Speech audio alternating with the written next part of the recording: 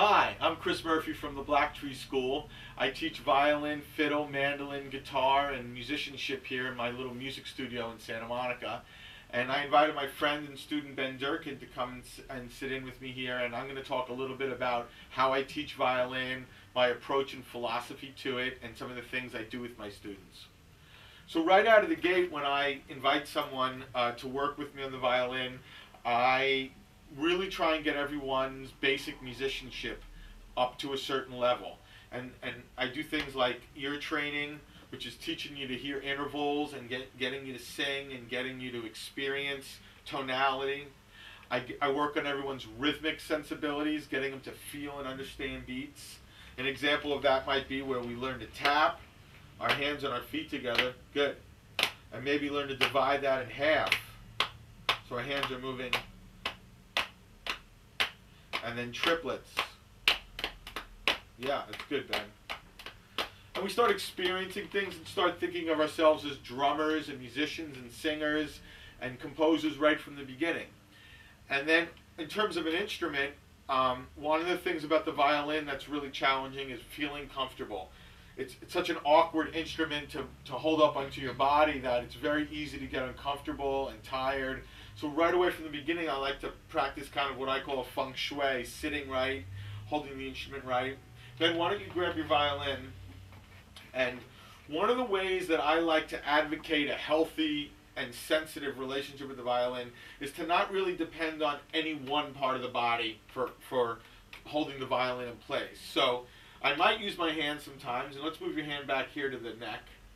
Yeah, and hold the violin just with your hand, and not your neck. You can, yeah, and you can see how Ben's holding it here, and it's horizontal, and you look good. Now hold it with just your neck, and not your hand. Yeah, that's good too. It's a little more difficult, a little more work. So those are two different anchor points that I'm always juggling between. Now, what if you held it with a balance between the two? Yeah. Now lift your neck up. Yeah, and now put your neck down and lift your hand up. Yeah. And now balance the two again. So does that feel comfortable? Yeah. And each sensation's a little different, right? Yeah. I can tell when I hold it with my neck, I have more control over moving my hand, a lot easier for sliding. Yeah. So a lot of things about the violin are about discovering your relationship with the violin, and that was a really good analysis. And let's pick up the bow now.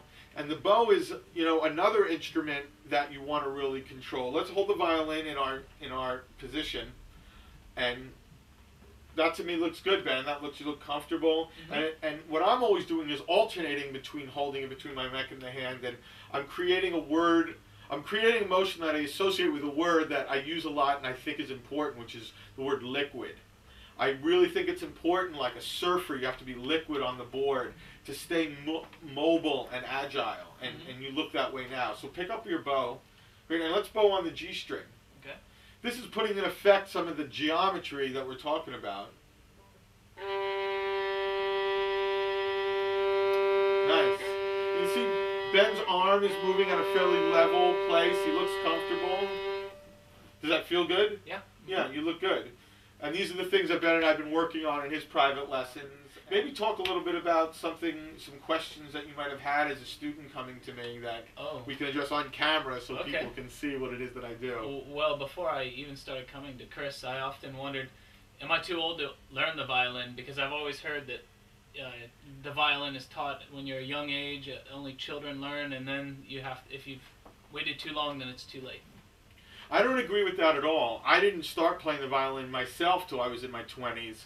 I played the mandolin and the guitar before that, but I also think that really is true as a statement that you can learn things as a kid that you can as an adult, but I really don't think that you can't learn them, it's you learn them differently. And traditionally, the way violin is taught is through a very old and ancient Russian school of violin technique that really demanded about 10 years to do it. And the Russian school of violin playing, which has yielded all the historically great European violinists like Heifetz and the stars of the violin, Chrysler and all those people would have been Russian trained. But that's no longer a way we teach in the world. And you know, Dr. Suzuki came along and pioneered the Suzuki method in the 60s and 70s, and that changed the way we taught. And I now think learning as an adult is very possible and very reasonable. And I've developed an approach that really, with a couple of hours a week, you can be playing the violin.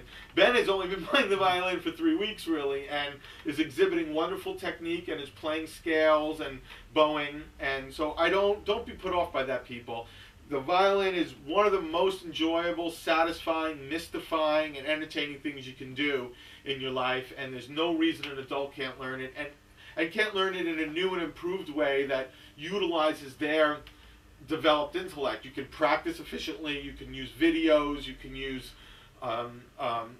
visual aids, audio aids, so there's lots of ways to work the instrument into your life later on. Sure. I've often wondered too, when bowing, about the how you hold the bow.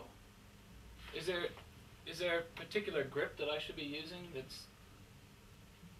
makes things easier? Yes, that's a great question, a complex question, and I'll give a kind of a brief answer to it, which is, yes, it is possible to play the violin with a variety of bow holds and body postures. It has been done, and you may wind up ultimately finding that way. But I believe that why not start with a distinct and deliberate bow grip and body posture that has scientifically been proven to yield results. If you wind up deviating from that, I think that's fine, but I'd like to give everyone the best chances and widest options to succeed on the instrument. So the short answer is yes, there is a bow hold, and it is worth learning, and there is a scientific reason for it. Mm-hmm. One of the beautiful things about the violin is that it is so old and historical. There is a science that's developed around playing it, and a distinct method, and modern day use would be remiss to not include that in the way we at least approach the instrument. So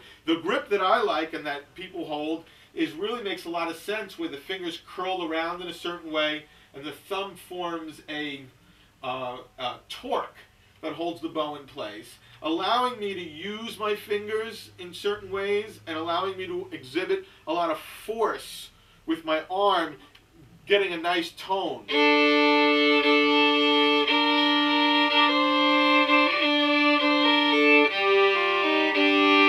So it is a worthwhile thing to learn, and one of the benefits of coming to a teacher is getting good technique right from the beginning and practicing it diligently for the first 90 days and really teaching yourself like you were learning a golf stroke or a tango dance move, to really discipline yourself to learn and conform, and then personalize after that is something I believe in as well.